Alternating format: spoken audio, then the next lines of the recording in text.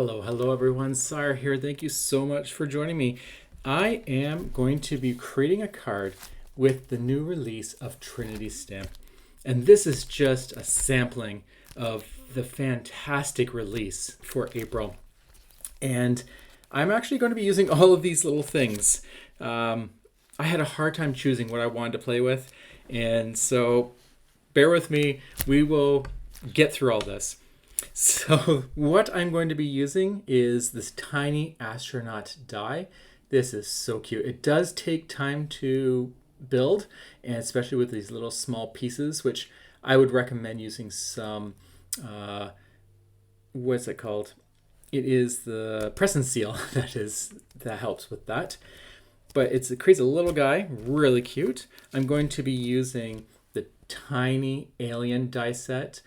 Very simple to put together, really cute. I love him. This is the coordinating die for this stencil, and as you can see, it's been well loved, and it's giving away my color of the card I'm going to be creating. This is a stencil that allows you to create almost like a crater or part of the planet in 3 layers, as well as a meteorite. So you have the background and then the 3 layers here. And then look at this, a letterpress dot or plate. There are 2 in this release, but this is the one I'm going to play with. And I have done both letterpressing. And for this card, I decided I'm going to foil it. And it is beautiful. So let me get all this stuff. I've got it all hyped up, and let's start creating this card. To start off, I'm going to take this letterpress die and some matte gold foil, and I'm going to foil it on this purple cardstock. I'm going to do it off camera just to save some time, so you don't see me heating it up or everything. But look how beautiful this looks. It foils beautifully and has this awesome galaxy background. So you don't need to use the letterpress. If you happen to have a hot foiling system, you can use it for that as well. The next thing on this card is to use this Craters Layer stencil. This is a very fun stencil that allows you to create a crater type border, kind of like if it's the planet that you're standing on. And I'm going to be using these shades of purple. There are 3 layers, and I'm going to be using the soft lilac, the candy violet, and the regal kiss on the screen there. And it's just using the little blender brushes from Trinity Stamps. I'm just going very lightly and going over and over until I get a nice consistent-ish layer. These inks will kind of smooth out a bit. I'm also not too worried about it because, as you can see, the layering will start covering it. What I'm pointing out there is that there is a nice guide on the stencil to tell you where you can line up your stencil to make sure it's in the right location. My recommendation is to ensure you have some good lighting.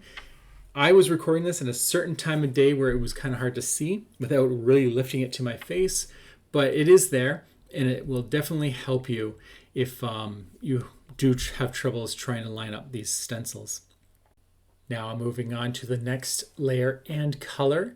Once again, going very lightly over, just making sure I'm doing the best that I can with making it as consistent layer as possible. But you really don't need to worry too much because you're going to be doing another layer on top of this. If it's blotchy, if it's darker in some spots and lighter in the other spots, it's going to look good when it's all done. Because of all the different layers, it just kind of breaks it up anyways. So don't worry too much. Now for the 3rd layer, once again, I lined it up following the little rules on the stencil and then using my darkest color. And I'm going to press a little bit harder on this one because those holes are pretty small. And I just want to make sure it does get in there. I'm sure it's going to be fine. Psychologically, I think I need to press harder, but you don't need to, especially with these brushes. Don't press too hard. You don't want to wreck your bristles. Take care of our tools that we have so they last a little bit longer. And there we go, just a little bit darker, putting it in there. I got way too much ink on this. You don't need to use that much ink. I just got overzealous. A little goes a long way. There you go. Look how fantastic that is. That is absolutely beautiful. Next, I'm going to just create one of these meteorites. I think these are kind of cool. So I'm going to start off with the lightest color. Off camera, I did wipe my blending brush off because I had just used a dark color. I don't want to accidentally use dark colors on my first layer. So really make sure you get that ink off. So then when you get to the lightest color, it'll stay light. And there we go. Once again, don't worry about if it's not perfect because of the many layers we're going to be adding. Now this stencil is getting close to the edge. Before I didn't need to worry about it, but now I need to add something to block so I don't accidentally ink over onto my design. And I was thinking about maybe using a magnet, but I don't think I need to. I'll just use my fingers here. And this is going to be the next color up. And I just need to fill that in as best as I can. Don't go too dark because you still have 2 more layers to go on top of this. Okay, there we go. Then we'll use the next one, and that's going to create the little circles on there. Just get my next color, trying to decide which one I want to use. And this will be the 4th darkest, or I guess the 3rd darkest color in my series here. And just going to go a little light, touching, making sure I just get those little dots in there. And look at that. That alone looks fantastic. It was a little quick glimpse, but there we go. Okay, get my little protector sheet in here, and I'm going to get my Regal Kiss, which is then my darkest color. And I'm going to, these are tiny little holes. So I'm just going to just go up and down and try not to get it on my paper. And there we go. I'll just maybe add a tiny little bit more, but you don't really need to, unless it's, I thought it was pretty good the first time. Not sure why I'm going over a second time, but maybe I just wanted it a little bit darker. That is so cool. I love that. And I will fussy cut those off camera so that when we're ready to put the card together, we don't waste too much time. I am going to use the tiny astronaut. I didn't include it in the video because it would have taken forever. There's many little pieces on that, but I just wanted to show you it, the die, and then the pieces. But I will put together one of these aliens. So I've gone ahead and die cut this in some yellow cardstock. The eyes are a little bit darker yellow, and I'm going to glue them to a scrap piece of black cardstock. I'll let them dry there for a second while I continue working on my alien, because I'm going to be die cutting those to leave the black pupil in there. So this is very simple. You add a little bit of glue to the neck of the body, and then you add the head. And then you take this little black line, and that is its ginormous smile. And I think this is what makes this alien quite adorable, is its big grin that you can add.